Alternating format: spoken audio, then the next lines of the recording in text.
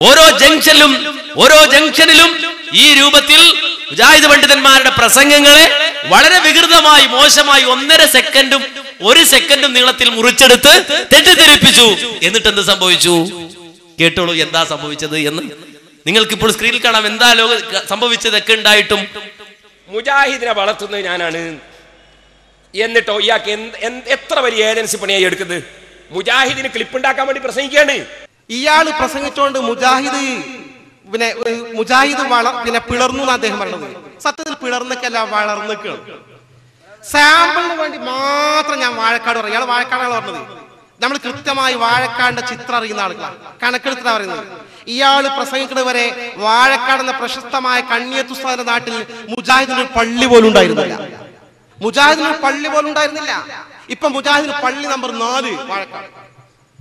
നിങ്ങൾ പോയിട്ട് പറ, ഇയാൾ പ്രസംഗിച്ചത് മുജാഹിദ് തളർന്നക്ക.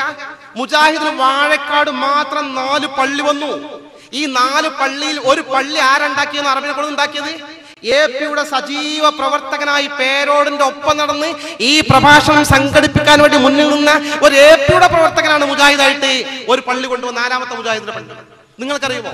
നിങ്ങളുടെ കൂടെ പ്രവർത്തിച്ച അനവധി AP പ്രവർത്തകന്മാർ, ഞങ്ങളുടെ കൂടെ പ്രവർത്തിച്ച നിരവധി സുന്നത്ത് ജമാഅത്തിന്റെ പ്രവർത്തകന്മാർ, അവർ സുന്നത്ത് ജമാഅത്തിന് വിട്ടു, പറ്റ മുജാഹിദായിട്ടില്ല, ജമാഅത്തോടെ എല്ലാം ശരി എന്ന് പറയുന്ന ലൈനിലേക്ക് മാറി. അവിടെ നടക്കുന്ന സംഭവങ്ങൾ ഞാൻ ചൂണ്ടിക്കാണിച്ചുകൊണ്ടിരിക്കുന്നത് മാറ്റങ്ങൾ. അവിടെ സംഘടിത സക്കാത്ത് നേരത്തെ ഇല്ല, തുടക്കം കുറിച്ചു.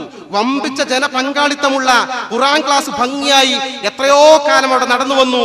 വലിയ പങ്കാളിത്തത്തോട് മുജാഹിദ് പ്രസ്ഥാനത്തിന്റെ ഈ തരത്തിൽ മാറ്റമുണ്ടായെന്ന് മാത്രമല്ല, സാക്ഷാൽ പേരോട് വാഴക്കാട് പ്രസംഗിക്കാൻ ചെല്ലുന്ന സമയത്ത് അയാൾ ആദരവോടുകൂടി ഭക്ഷണം കൊടുത്തിരുന്ന, അയാളുടെ വീട്ടിലാണ് താമസിച്ചിരുന്നതും എല്ലാ ഗ്രന്ഥങ്ങളും ശരിപ്പെടുത്തിയിരുന്നതും ഇയാൾക്ക് എല്ലാ സൗകര്യവും ചെയ്തു കൊടുത്ത അവിടുത്തെ വാഴക്കാട്ടെ പ്രമുഖനായ മനുഷ്യൻ ഇന്ന് കാന്തപുരം ഗ്രൂപ്പിന്റെ കൂടല്ല. നിങ്ങൾ ഗൗരവം മനസ്സിലാക്കണം.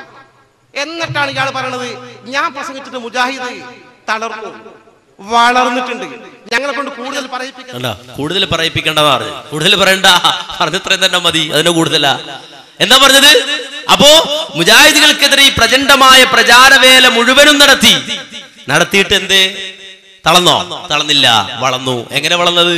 ആളുകൾ ഇത് കേട്ടു, ഇവര് പറയുന്നത് ശരിയാണോ എന്ന് പരിശോധിച്ചു, മുജാഹിദുകൾക്ക് എന്താണ് പറയാനുള്ളതെന്ന് കേട്ടു.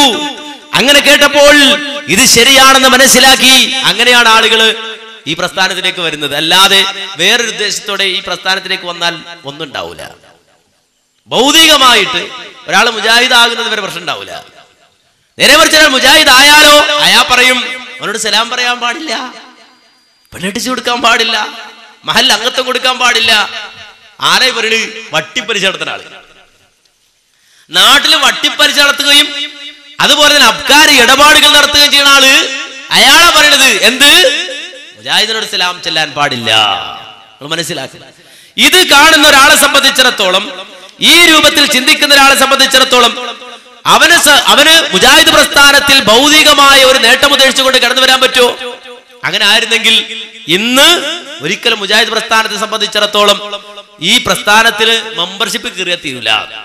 അതിന് മാത്രം ആളുണ്ടാകുമായിരുന്നു, അതിന് മാത്രം പണ്ഡിതന്മാരുണ്ടാകുമായിരുന്നു.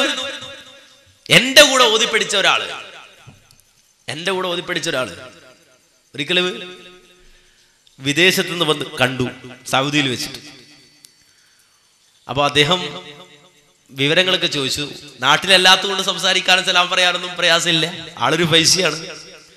അങ്ങനെ പരിചയപ്പെട്ടു, ബന്ധം പുതുക്കി, കാര്യങ്ങളൊക്കെ ചോദിച്ചു, വിശേഷങ്ങളൊക്കെ ചോദിച്ചു.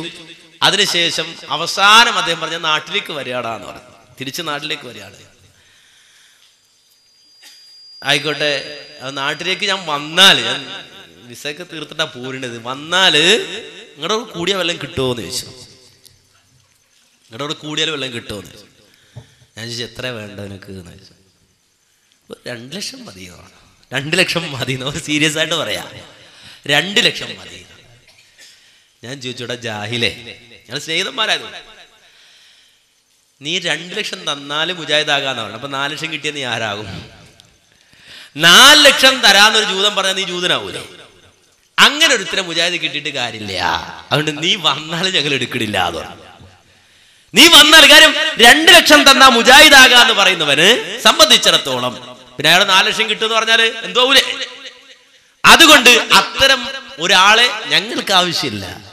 നേരെ മറിച്ച് ഖുർആനും സുന്നത്തും പറയാൻ വേദി വേണോ?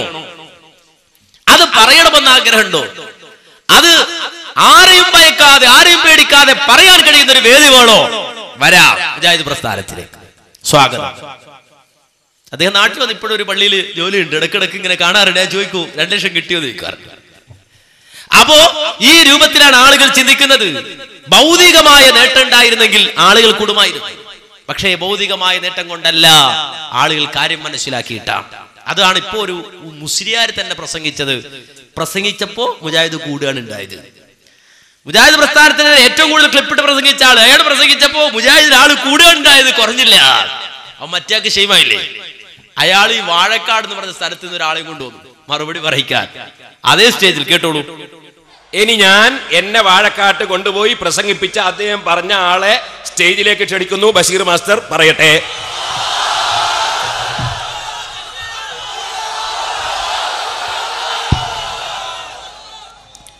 السلام عليكم ورحمة الله وبركاته.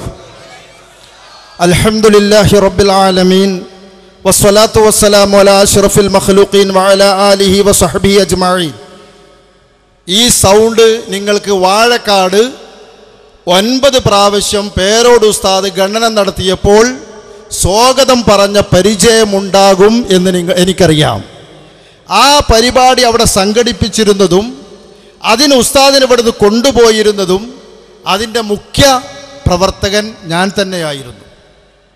റബ്ബിൻ്റെ തൗഫീഖ് കൊണ്ട് ഇതിൻ്റെ യാഥാർത്ഥ്യം നിങ്ങളുടെ മുമ്പിൽ ഞാൻ പറയുകയാണ് സഹോദരന്മാരെ. പക്ഷേ ഇദ്ദേഹത്തിൻ്റെ ഈ ക്ലിപ്പ് കേട്ടപ്പോൾ എനിക്കൊരു സമാധാനമായി. കാരണം വഹാബിൻ്റെ അതേ